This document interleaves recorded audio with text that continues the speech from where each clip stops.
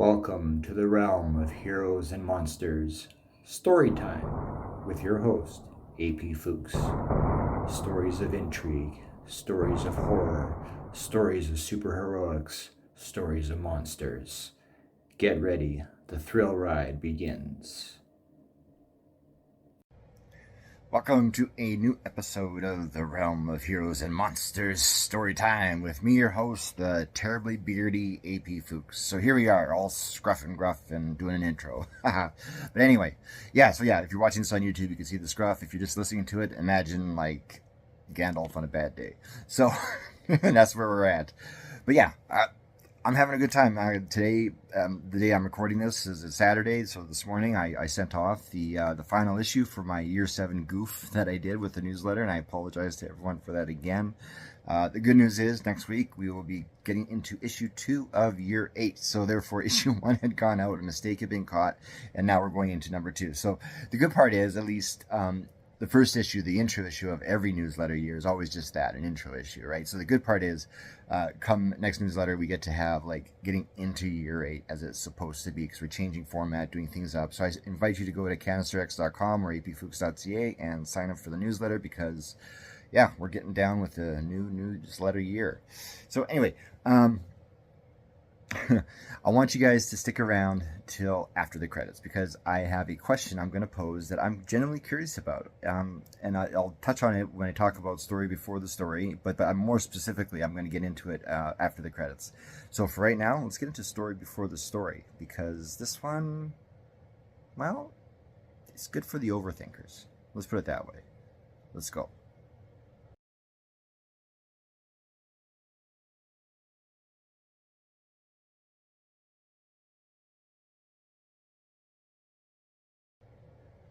All right, folks, so this is story before the story. And this season, as I always reiterate, we're exploring how stories are part of the human experience, how they're part of our everyday lives, and basically how we're doing stories 24/7. So this past week, I released an Authortube video, and the Authortube video was just to answer a question called, what is purple prose?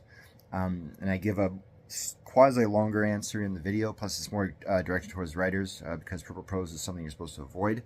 And then I'm going to give you the short definition for this podcast. So the short you can look up the long one and the really with the boring examples too yourself if you like. But the short definition is basically purple prose is unnecessary words that clog up, a piece of fiction that you're trying to write. It slows the story down, or the information given is not necessary, or it's not important. It doesn't serve the story, stuff like that, right?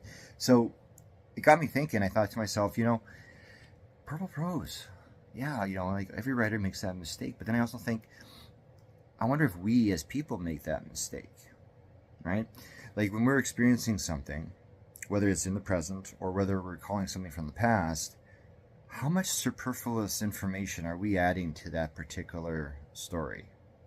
How much is coming from the reality of the story that's playing out? And then how much is our brains coming up with this extra stuff to kind of almost decorate it in a way that maybe suits our worldview, perhaps suits our beliefs, perhaps suits our train of thought, even though we could be wrong in our train of thought, things like that, right? And I wonder, because we default to stories all the time under different circumstances, as we've been learning this season, and I just wonder now how much of that stuff is clogged up with purple prose, in our case, purple experience, if you want to call it that.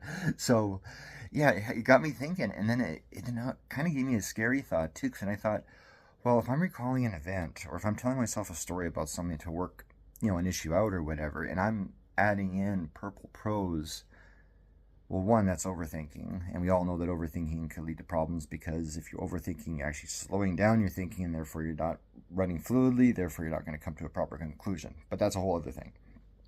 We could talk, because sometimes overthinking works for people, but generally speaking, it doesn't. It basically produces anxiety and makes everyone upset. But but I wonder, like, how much purple prose is surrounding these experiences that we're doing and that we're assigning stories to that doesn't need to be there. And then it got me thinking further, well, maybe myself and perhaps someone else, listening to this is doing the same thing and leading a more complicated life than they necessarily have to. That are you purposely or subconsciously making things more difficult because of the purple prose in your life.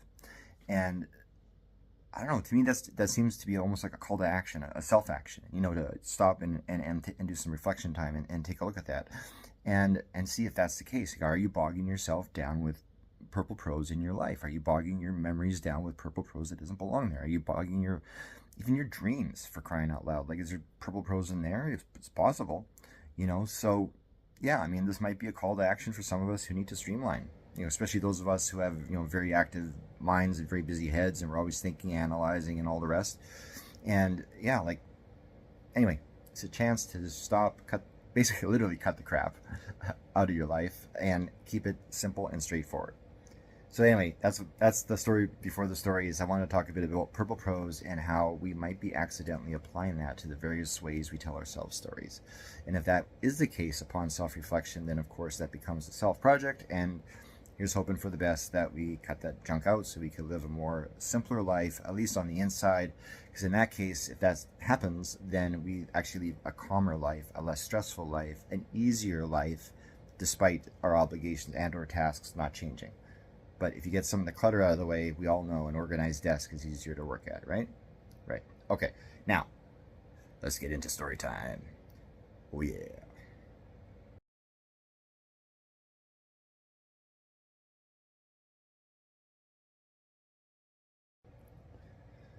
Scenarios. Susie walked the street alone. The hole-in-the-wall restaurant she worked at with the crappy pay was only 8 blocks from her apartment in a neighborhood it seemed the city forgot about years ago. But what could be expected by a 20-year-old with no job experience who left home in a rich neighborhood because she couldn't get along with her folks. The streetlights were dim, barely enough for her to cast her own shadow. She kept to the sidewalk even though the streets were bare at this hour. At 2 a.m., all were indoors. She passed a black mitten on the sidewalk, its wool full of grime and dust. The grime was so thick it looked like it still had a set of fingers in it. Susie never understood how a single article of clothing could just be laying around. Wouldn't a person notice if a glove fell off their hand?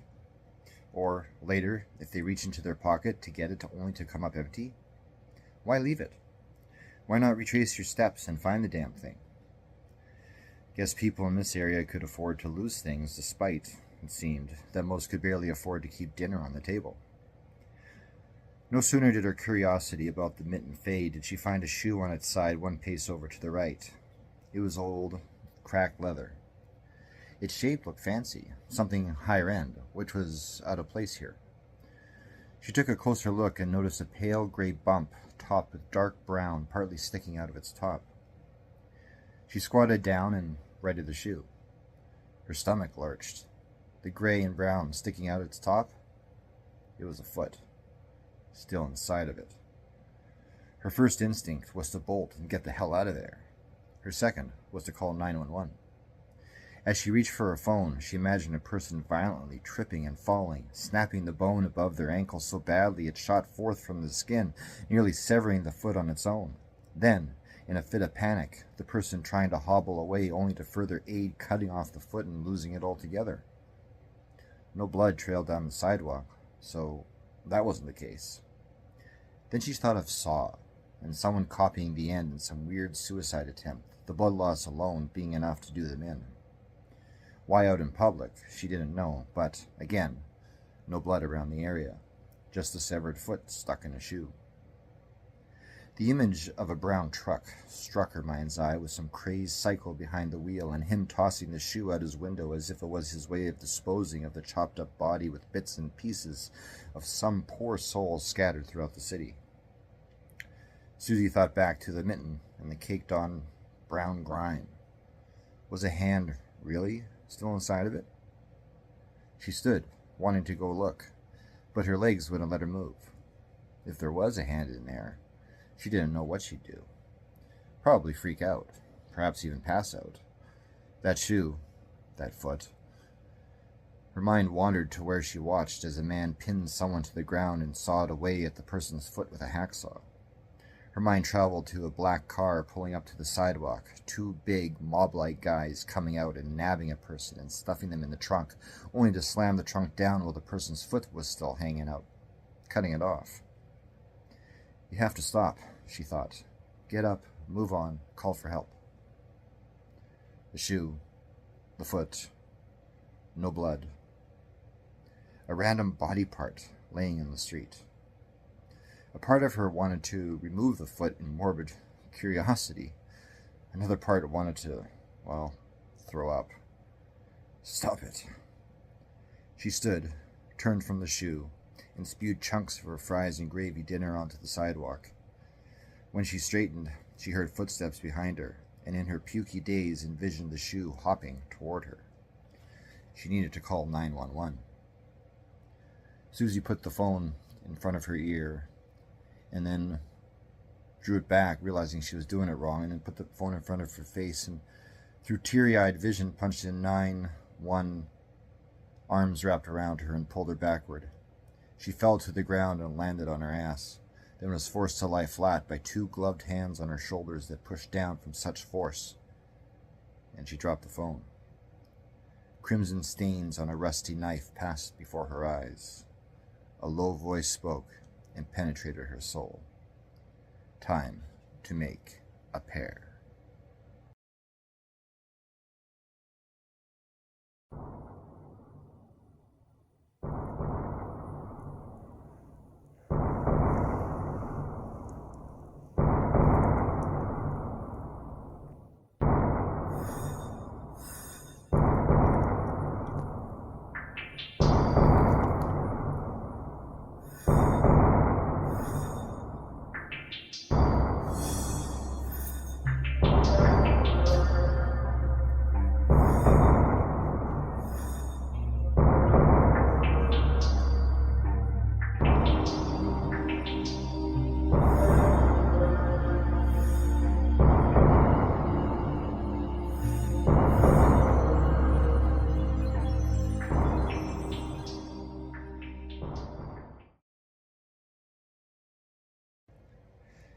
Thank you so much for making the time to stick around to all the way after the credits. I appreciate it, because I wanted to touch on something that struck my mind. Because remember last week I was talking in the story before the story statement, I was talking about, like Alzheimer's, dementia, and how people, in that state tend to live past events, right?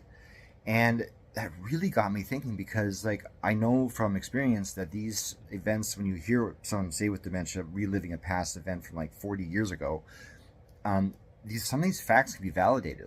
Say the person they're talking to really did exist. They really lived at such and such an address. They really had such and such a phone number. They really, really, had this type of hair, or this tone of voice, or the house description that they're getting into, or if they're, remembering having coffee with someone, they're talking about the cup, and they're talking about basically China from, and by China I'm referring to teacup China, from 40 years ago, and stuff like that. So all this stuff can be validated. So that got me thinking, I don't know how much is 100% truth when that experience occurs, or and how much might be fiction, but at the same time, it still got me thinking, are we basically walking around with a constant recording device going on? Meaning our eyes are like the camera, and it's all getting recorded in our brain. And yes, at night we have our dreams, and our brain does the sorting and gets rid of some of the stuff that's not necessary or whatever. But obviously it retains things, that's why we remember stuff. So I can't help but wonder, though, when someone is in that mental state, if they're tapping into basically a film reel from 40 years ago, 30 years ago, 20 years ago, 50 years ago, who knows, right? So if that's the case, that means that everything I've experienced in my life, that's been basically on camera meaning my eyes, and likewise for you, is somewhere on the reels, on the shelves, somewhere in the back of your head, the movie vault, if you will. And then perhaps maybe the only key to accessing these memories, this memory vault, is through an illness. Maybe that's the key. I mean, it's sad and it's tragic, but I wonder if that's maybe the only way to get in. I don't know. I mean, sure, there's regression therapy and hypnosis and blah, blah, blah, but anyway, it just got me thinking. We're recording our lives, and our lives are a story, so once again, it proves the point that everything is story. Anyway, something to think about this week. What are you recording? All right, we'll see you next week with a new episode. Cheers.